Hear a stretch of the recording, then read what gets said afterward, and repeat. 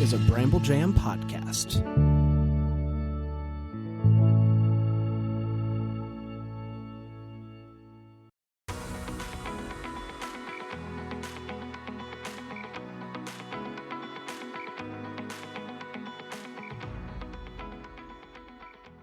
Welcome to Girls Gone Hallmark, a Hallmark review podcast. I'm Megan, and I'm a longtime Hallmark fan. I'm Wendy. I'm a former Hallmark hater. For those of you who don't know why Wendy's laughing, stay tuned for her first impression, because it's going to be a good one, apparently. I don't think it's going to be that good. In my mind, I'm like funny as hell. I don't think that's going to translate, but we'll see. On today's episode, we continue our Fall into Love Again series, reviewing fan favorite fall movies, and today we're discussing Love, Fall, and Order. Please follow us on Instagram for our latest reviews and breaking Hallmark news. We're Girls Gone Hallmark. Hey, we have a Facebook group. It's Girls Gone Hallmark in Facebook groups. If you were looking for a place to talk about all the upcoming countdown to Christmas movies. It just crossed the 1,500 member mark. Can you put us over 2,000 by the end of 2025? Yeah, that's exciting. Come join Girls Gone Hallmark in Facebook groups. We would love for you to join us over on Patreon, where we publish 4 exclusive podcast episodes every single month. We're your Monday companions over there. We're talking pop culture. We're talking all the fun behind the scenes stuff that you don't get over here on Girls Gone Hallmark. If you want more Megan and Wendy, that's the place to get it. Patreon.com/Megan and Wendy. And your first week is 100% free. I mean, you can listen to all the episodes over there in 1 week. Just binge it. Totally. Do it. No, do it. What were you trying to find? I found it. Okay. It's going to go with my first impression. Well, let's start with a synopsis. When Claire goes home to save her dad's annual fall fest on her family's pumpkin farm, sparks fly with an old rival, the opposing lawyer she now faces in court. Is what you found bong bong? No, but that's hilarious, though. That's hilarious. This movie was directed by Claire Niederbrum. Claire currently has 21 directing credits, including The Royal We, Villa Amore, and Mystery Island House Rules. She also directed the highly anticipated A Grand Ole Opry Christmas. Audrey Schulman wrote the screenplay. Love, Fall, and Order was her first Hallmark project. She went on to write As Luck Would Have It, The 27-Hour Day, and A Merry Scottish Christmas. Erin Cahill plays Claire. Erin has an impressive 138 acting credits and recently appeared in Journey to You, as well as the 2024 miniseries Holidays. We love Sheriff Nora. She will star in the upcoming Christmas at the Catnip Cafe, as well as make an appearance in A Grand Ole Opry Christmas. Former Hallmark regular Trevor Donovan plays Patrick. Trevor's last Hallmark movie was Nantucket Noel in 2021. He's recently been seen on an episode of Grey's Anatomy and When Hope Calls. Gregory Harrison plays Hank. With his 121 acting credits, Gregory was last seen in Signed, Sealed, Delivered, To the Moon and Back as Joe O'Toole. He's appeared in tons of Hallmark movies like Sweet Carolina and The 9 Kittens of Christmas. Drew Fuller plays Ben with 36 acting credits. This appears to be his only time he's appeared on Hallmark. Jan Broberg plays Aunt Margie. With 54 acting credits, she's also appeared in Check Into Christmas back in 2019. Friend of the show, Jacqueline Collier, and her then Bubbly Sesh podcast partner, Shalini Manjuth Holbrook, also appear. This movie did premiere on October 12th, 2019. Let's take a quick break, and we're going to come right back with our first impressions.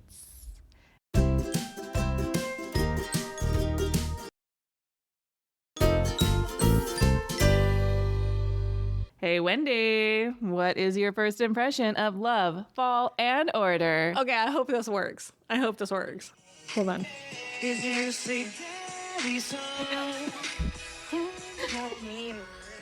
you go, Gregory Harrison, welcome back? Yes, I did.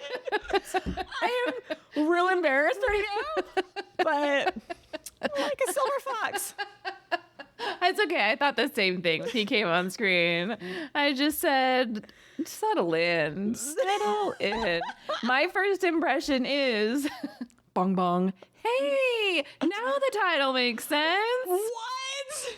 I didn't know it was about a lawsuit. Oh my gosh. That they were going to be going to court. I gotta tell you, Did you know that based on the title? I kind of figured yes, but then always trying to, in my notes, like trying to write the title of this movie, I'm like, what is it? Fall, Love, and Order? Because to me, Law and Order, L and O. So I was feeling real mixed up there. Sure.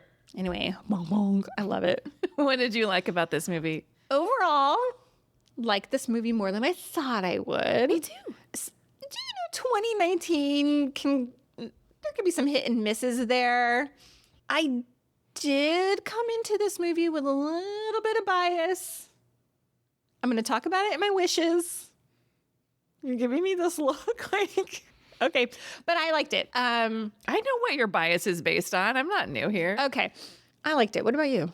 Look, I saw some chatter before we reviewed this. People were like, this movie is not. Oh, really? And I was like, oh, so I came into it thinking it was going to be a slog. Yeah. It was not a slog. I agree. The fall vibes were vibing. Oh my God, I absolutely agree. I mean, not all great. No, but it was giving me, the pumpkins and the color and the fall. It was giving fall. A lot of these fall movies are fall in name only. Yeah. But the abundance of fall color, the strong leaf peeping presence. Look, autumn was in full swing here. Yeah. No, I wasn't into it. I don't know if it's just because it's that time of year right now. I was like, give me all the fall things. Sure. Like it was doing something aesthetically for me. Totally. Yeah, I agree with you. I watched this, and yesterday was like a cold quote in quotation marks. It rained. It rained. It was dreary. It was cooler. It's been hot and humid here, so it really worked for me. Yeah. I loved Erin Cahill. Look, I think she's always a delight. And I don't know why. Like, she was one of those actors that we were just kind of like cool on, I'm going to say, for a long time. I also don't think we saw her in a lot. That was the problem. I feel like we didn't see a lot of her movies for a little bit of time. I don't know. She just wasn't on my radar, and I just love her. I know. When I was driving here today, because this is the stuff I think about on my car rides here, we've leaned real hard into like the wowie zowie of it all, like the Hallmark hunks. And I there's not enough talk about the actresses on this network. Totally. And I'm like, we need like a girl crush series Let's do it. because Erin Cahill. Okay, what's the theme song for it? Let's do it. It's lead into Wild Thing. Yeah, no, I get it. Okay, taking a turn I did not see coming, but I think we should celebrate some of the women because Yes. just lately, like we talked about it in our countdown to Christmas preview, and just like fawned over how much I love Ashley Williams and how much I've been watching her movies. Well, Erin Cahill's up there. I'm like, oh, it's an Erin Cahill movie. Yes, I'm going to watch it. So we need to alternate Wowie Zowie Wednesday with Woman Crush Wednesday. Okay. Let's do it. I like it. I like it. I'm laughing at my notes because one literally says, oh, hey, Gregory Harrison. Daddy's home. God, the man is like in his late 70s, I think. Okay. Well, this was 6 years ago. I found Claire's friendship with Betsy very warm, very heartwarming. I liked her relationship with Betsy's kids. I liked that it was hard for her to realize that she was missing out. She was like, you get to go to their pageant? Yeah. That was sweet. I liked that connection and that found family out of it all. I mean, she's close to her dad, but I just liked that was driving her back to this town. Yeah, at one point I was like, I wonder if Erin Cahill knows these children because they're so affectionate with each other. Very comfortable. Very comfortable with each other. Yeah, I enjoyed that too. And I also really liked, you mentioned it, I liked Claire's relationship with her dad. You know, she kind of drops everything. She's very busy in the city as a big lawyer, but like drops everything and comes out to help her dad. Yeah. You know, I'm into that. I got a dad. I think I would do the same thing. Totally. We mentioned Jacqueline Collier in this movie. She and her bubbly sesh co-host, Shalini, are the leaf peeping guides in this movie. I laughed out loud. Thought that was really cute. I got issues with the whole leaf peeper of it all, but... Why? Oh, we'll talk about it. Okay. But they were real cute. I loved that cameo. This was at the time where she was working with Hallmark. So That was fun. She was real cute. I thought they were silly and fun together. Can you imagine us being the leaf peeping guide? I mean, Hallmark, call us. Totally. We would do this for sure. Absolutely. I was watching this the other day, and Jax's scene was on it, and my daughter was walking by, and I paused the TV. I was like, look, do you know her? Because we were at this summer's Ramble She Fest. was there. Your daughter was there. Jacqueline Collier was there. My daughter was there. They met. And I was like, she's so nice, huh? Like, it's so exciting to like see someone you actually know. You know, it was very exciting for me. I feel like I have a friend on TV. Totally. You know, look, I love the trivia scene so much in this movie. Shut up. I swear to God, I did. Why? You thought I would hate it or you hated it? They don't do it right. No, I know. I'm like, I don't know who raises your hand. You don't. That's not how you play. You don't shout out the answer. It's not a game show. Everybody has a chance to answer. But yes, I liked the element of trivia. The element of it. Yeah, I liked it. Mm-hmm. And I thought it was real funny how they were competing over for a bowl of chili.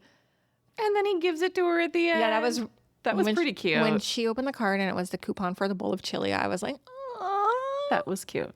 And I love like just her friends. Like they were just like funny, like in the back drinking their beer, like just letting these two like have at it. Yep. I thought it was real funny. I also really love a good return to hometown setup, especially when you have a family tradition like a fall fest at stake. I know we've talked about this before, especially when it comes to like the seasonal movies, how I know I personally long for like a festival like that in my hometown. We just don't have that here. And if we do, it's crowded with too many people. Mm-hmm. I just would love that. I would just love some place where I can like get on a hayride and eat a caramel apple. And you know everybody you know is going to be there. Yeah. And the kids are just free to run around safely. Like nobody's scared of some stalker like or whatever. Yeah. So this is why I think I am such a Hallmark fan these days. You heard it here first, folks. It's like those things, but like it just makes me yearn for more. Mm-hmm. I don't know. And they make me feel a certain way. Mm-hmm. It makes me want to move out of Southern California and move to a small town in Vermont or whatever. Sure. Anyway, like you said, it was perfect weather this weekend to watch this movie. It is a comfort watch. Curl up with a blanket. There's no reinventing the wheel here with this movie. This is classic Hallmark. Yep. And I loved it. I liked it too. I'm shocked that people are like, oh, that it's not good. Yeah. When I watched freaking Harvest Moon and I wanted to rage out over the main character in that movie. I suspect some people's dislike of this movie had to do with one of your wishes, so why don't we get into it? I disagree. Okay. I don't think people have so much disdain for the actors who've migrated over to that other network. You don't? More than we do. I think some people do, but okay. Really? I think people are like, if so-and-so, or I'm not going to name drop here, but if so-and-so and so-and-so decided to come back to Hallmark, they would welcome them with open arms. And I would put my foot down and say, we are not reviewing those movies. Totally. So you came in with some preconceived notions because, like we've discussed before, and he was outspoken about leaving Hallmark for certain reasons and went to the competitor. Mm-hmm. Yeah, I'm just not into that. Like, sure. I'm just not into it. So I'm going to tread lightly here. I thought the casting was really bad here. Yeah, I actually thought they had some chemistry, but on paper, I don't think these two seem like the kind who would end up together. But I did think they had some chemistry. I would agree with that. Mm-hmm. There was some chemistry there, but he's very kind of one-dimensional wooden to me. Yeah, I think this was one of his better performances. Oh, really? Mm-hmm. Interesting. I just thought it was okay. I thought he was okay. I just think it was a full miscast, though. Like, he reads Ken from Barbie to me. And I don't know. I feel like he reads more of the big city guy and she reads more of the small town girl in that regard. Yeah.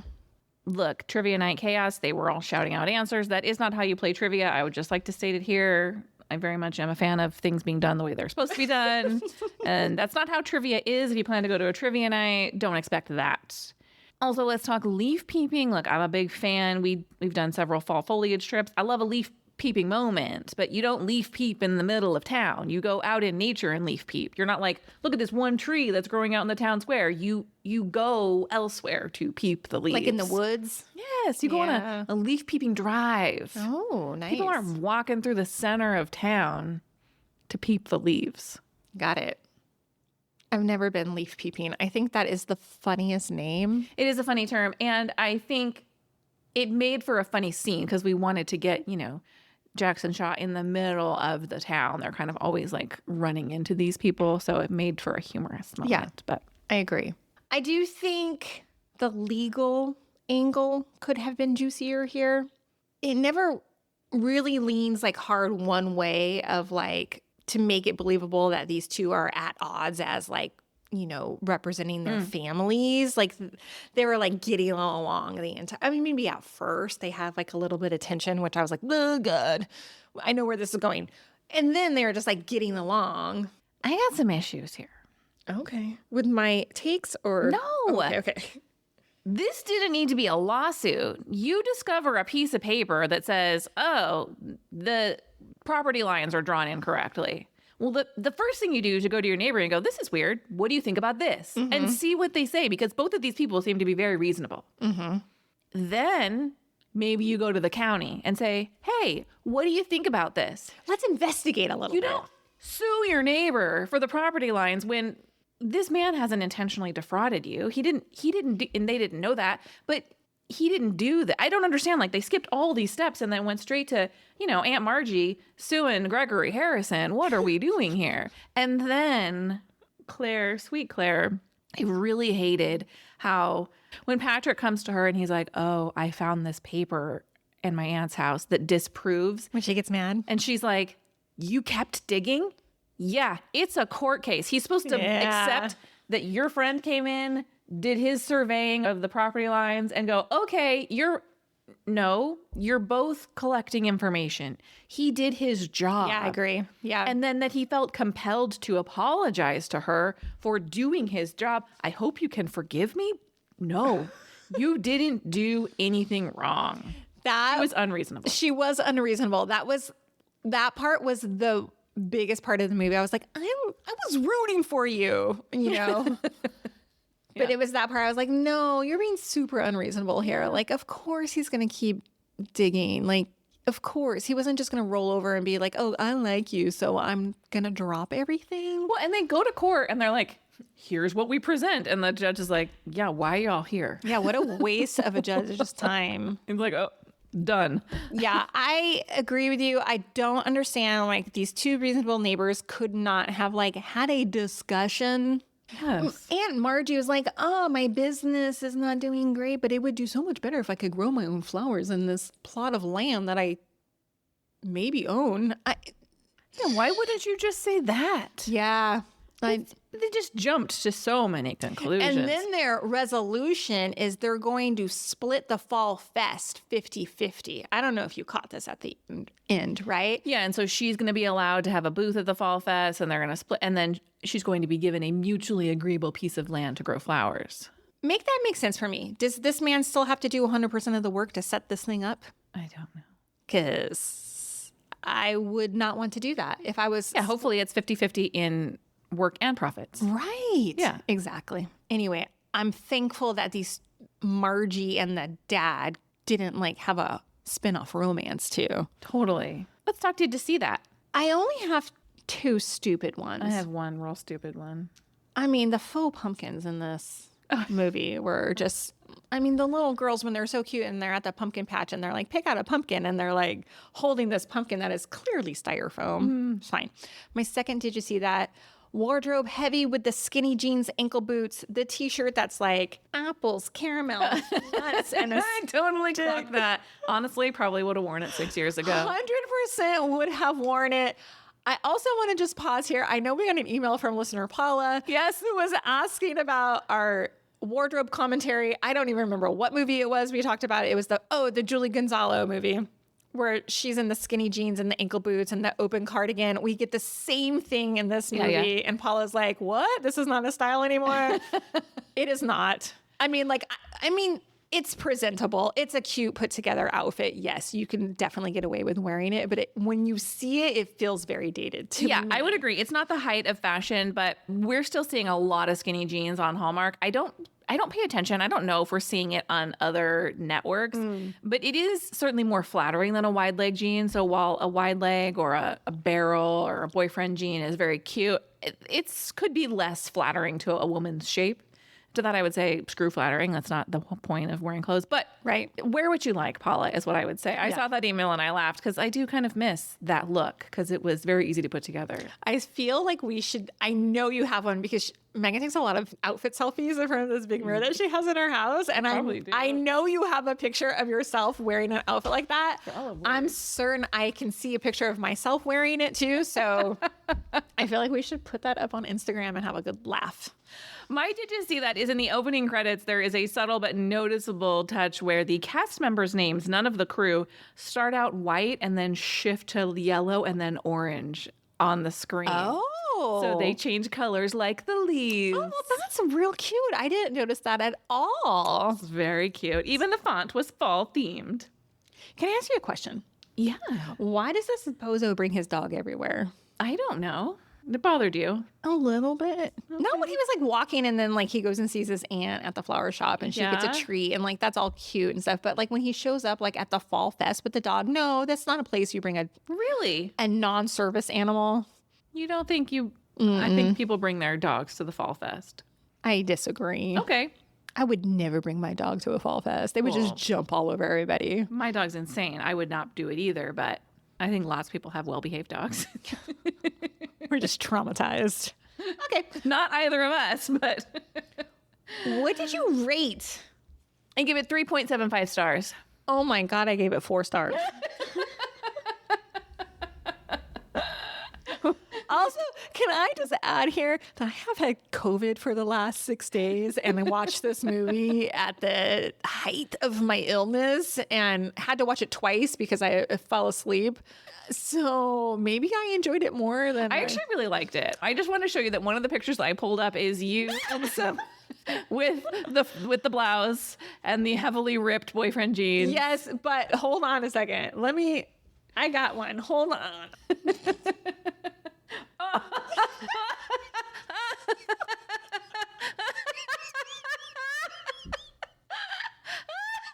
you wearing the exact same outfit? Wait, show me yours. This is 2019. This is literally 2019. We'll keep an eye on our Instagram for a fashion throwback from Megan and Wendy. Thank you for listening to this episode of Girls Gone Hallmark, a Bramble Jam podcast. We'll be back next time with more Hallmark reviews. Goodbye. Bye.